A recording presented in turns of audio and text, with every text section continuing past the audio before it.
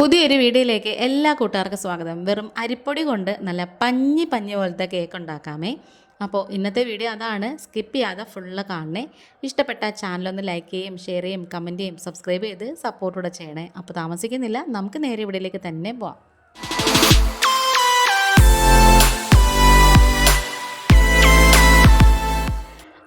അപ്പോൾ അതേ മിക്സിയുടെ ഒരു ഡ്രൈ ആയിട്ടുള്ള ജാർ എടുത്തിട്ടുണ്ട്. അതിലേക്ക് 1 കപ്പ് പത്തിരിപ്പൊടി ഉണ്ടല്ലോ, അത് ചേർത്ത് കൊടുക്കാം. പിന്നെ നമുക്കൊരു വലിയ ക്യാരറ്റ് എടുത്തിട്ടുണ്ട്. അത് തൊലിയൊക്കെ ചിരണ്ടി കഴുകി വൃത്തിയാക്കിയിട്ട് ചെറിയ കഷ്ണങ്ങളാക്കി നുറുക്കി വെച്ച് കൊടുക്കാമേ. ഇനി ഇതിലേക്ക് 2 ടേബിൾ സ്പൂണ് കോൺഫ്ലോർ ചേർത്ത് കൊടുക്കാം. അതുപോലെ തന്നെ 2 ടേബിൾ സ്പൂണ് പാൽപ്പൊടി ചേർത്ത് കൊടുക്കാം. പാൽപ്പൊടിക്ക് പകരം വേണമെങ്കിൽ പാല് ചേർത്താലും മതി. പക്ഷേ ഞാനിപ്പോൾ പാൽപ്പൊടിയാണ് കേട്ടോ എടുത്തേക്കുന്നത്. ഇനി മധുരത്തിന് ആവശ്യമുള്ള 1 കപ്പ് പഞ്ചസാരയും കൂടി ചേർത്ത് കൊടുത്തിട്ടുണ്ട്. ഇനി നമുക്കിതിലേക്ക് 1 ടീസ്പൂണ് വാനില എസൻസ് ചേർത്ത് കൊടുക്കാം. പിന്നെ 1 കപ്പ് വെള്ളവും കൂടി എടുത്തിട്ടുണ്ട്. സാധാരണ പച്ചവെള്ളമാണ്. 1 നുള്ളു ഉപ്പും കൂടി ചേർത്തിട്ട് ഇതൊന്ന് സ്പൂൺ കൊണ്ടൊന്ന് മിക്സ് ചെയ്ത് കൊടുക്കണം. ഇതെല്ലാം കൂടി നന്നായിട്ട് ഇങ്ങനെ ഒന്ന് മിക്സ് ചെയ്ത് കൊടുക്കണേ. അല്ലെങ്കിൽ നമ്മൾ മിക്സിയിലിട്ട് അടിക്കുമ്പം പെട്ടെന്ന് അങ്ങ് തെറിക്കും. അതുകൊണ്ടാണ്. ഇനി നമുക്കിത് മിക്സിയിലിട്ട് ഒന്ന് അടിച്ചെടുത്ത് കൊടുക്കാം. ഇതുപോലെ നന്നായിട്ട് അടിച്ചെടുത്തിട്ടുണ്ട്. ചെറിയ ചെറിയ കഷ്ണങ്ങളായിട്ട് ചിലപ്പം ക്യാരറ്റ് കാണും, അത് കുഴപ്പമൊന്നുമില്ല. ഇനി ഇതിലേക്ക് 1/4 കപ്പ് സൺഫ്ലവർ ഓയിൽ എടുക്കാം. സൺഫ്ലവർ ഓയിലിന് പകരം വേണമെങ്കിൽ നിങ്ങൾക്ക് ബട്ടർ എടുക്കാമേ. ഇനി ഇതിലേക്ക് 1 ടീസ്പൂൺ ബേക്കിംഗ് പൗഡറും 1/4 ടീസ്പൂൺ ബേക്കിംഗ് സോഡയും കൂടി ചേർത്ത് കൊടുക്കാം. ഇനി ഇതൊന്നും കൂടി അടിച്ചെടുത്ത് കൊടുക്കാം. സൺഫ്ലവർ ഓയിൽ ചേർത്ത് കഴിഞ്ഞാൽ പിന്നെ ഒരുപാട് അടിക്കരുതേ.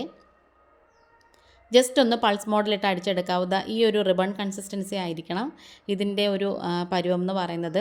ലാസ്റ്റ് നമുക്കിതിലേക്ക് കുറച്ച് വിനാഗിരിയും കൂടി ഒഴിച്ചു കൊടുക്കാം. 1/4 ടീസ്പൂണോളം വിനാഗിരി ഒഴിച്ചിട്ട് ഒന്നും കൂടി ജസ്റ്റ് ഒന്ന് കറക്കി എടുത്താൽ മതിയേ. അപ്പോൾ ദേ നമ്മുടെ കേക്കിനുള്ള ബാറ്റർ ഇവിടെ റെഡി ആയിട്ടുണ്ട്. നല്ല ഒരു തിക്കായിട്ടുള്ളൊരു പരുവമാണ്. പക്ഷേ ഒരുപാട് തിക്കുമല്ല. ഇന്ന് ഞാനിപ്പം ഇതേപോലത്തെ കുഞ്ഞു കുഞ്ഞു കിണ്ണം ഉണ്ടല്ലോ, അതിനകത്താണ് കേട്ടോ കേക്ക് ഉണ്ടാക്കുന്നത്. അതിൽ നമുക്ക് സൺഫ്ലവർ ഓയിലൊന്ന് ഒഴിച്ചു കൊടുത്തിട്ട് ബ്രഷ് കൊണ്ട് എല്ലാത്തിനകത്തും ഒന്ന് സ്പ്രെഡ് ചെയ്ത് കൊടുക്കാമേ.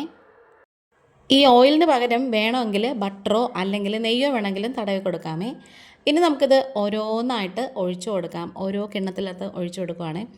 ഏകദേശം 1/4 ഭാഗം ആകുന്നത് വരെ മാത്രമേ ഒഴിച്ചു കൊടുക്കാവൂ. ഇതിൻ്റെ മുകളിലേക്ക് കുറച്ച് ക്യാരറ്റ് ഗ്രേറ്റ് ചെയ്ത് ഇട്ട് കൊടുക്കാം.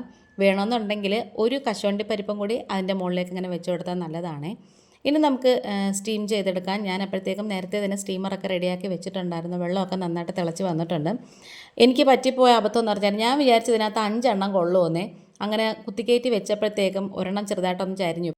പിന്നെ അത് സെപ്പറേറ്റ് ഇഡ്ഡലി കുട്ടത്തിനകത്ത് ഇതേപോലെ സ്റ്റീം ചെയ്തെടുത്തിട്ടുണ്ടായിരുന്നേ. അങ്ങനത്തെ നമ്മുടെ അടിപൊളിയായിട്ടുള്ള മുട്ടയില്ലാത്ത മൈദ ചേർക്കാത്ത കേക്ക് ഇവിടെ റെഡി ആയിട്ടുണ്ട്. എല്ലാം നന്നായിട്ട് വീർത്ത് വന്നിട്ടുണ്ട്. ഇനി ഇത് നന്നായിട്ട് തണുത്തതിന് ശേഷം പതുക്കെ ഇങ്ങനെ കൈകൊണ്ടൊന്ന് ചുറ്റിച്ചു കൊടുത്താൽ മതി. അതിങ്ങനെ വിടുവിച്ചെടുക്കാൻ പറ്റും. നല്ല പഞ്ഞി പോലെ നല്ല സോഫ്റ്റായിട്ടിരിക്കുവാണ്.